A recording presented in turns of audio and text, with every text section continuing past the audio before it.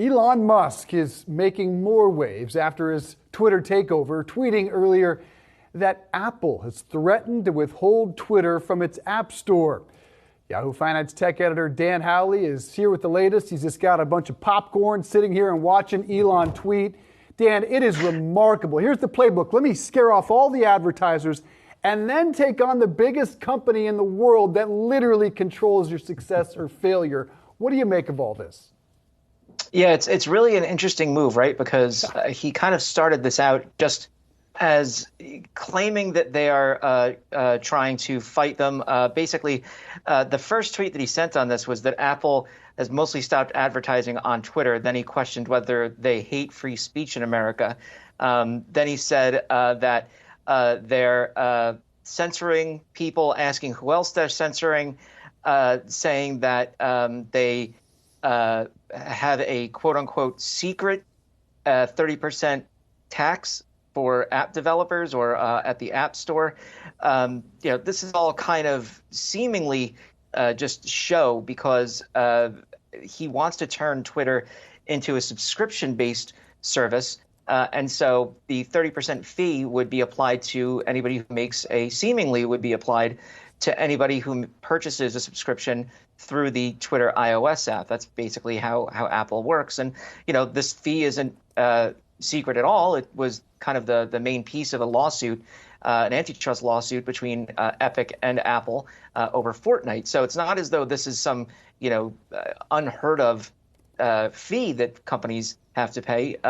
There's also the idea that, Musk is taking on Apple and essentially, threatening that they could take Twitter out of the App Store. Now, it's not unheard of for Apple to do that. They had removed Parler previously before reinstating it because Apple didn't like the lack of moderation on that platform. And, it really is entirely up to Apple what apps are allowed on the service.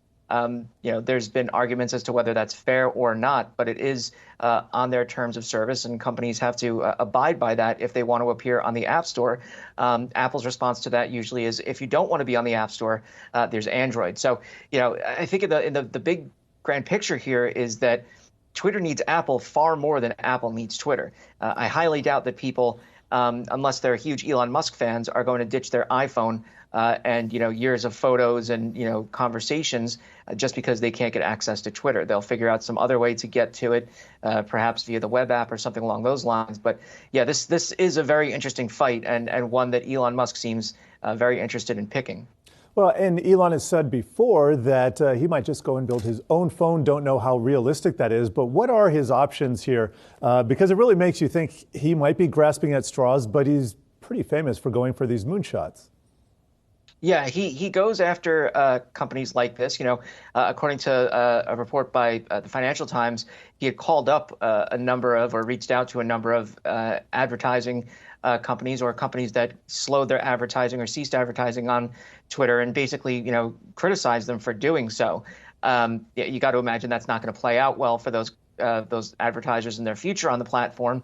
But, as far as his chances or what he could do, he could try to lobby against the 30% App Store fee. That's something that a lot of companies have tried to do in the past, and it's being looked at in different jurisdictions around the world. But making a new phone, I don't think that's going to get many people on board. You got a cat over your shoulder, right, brother? I mean, you are unfazed.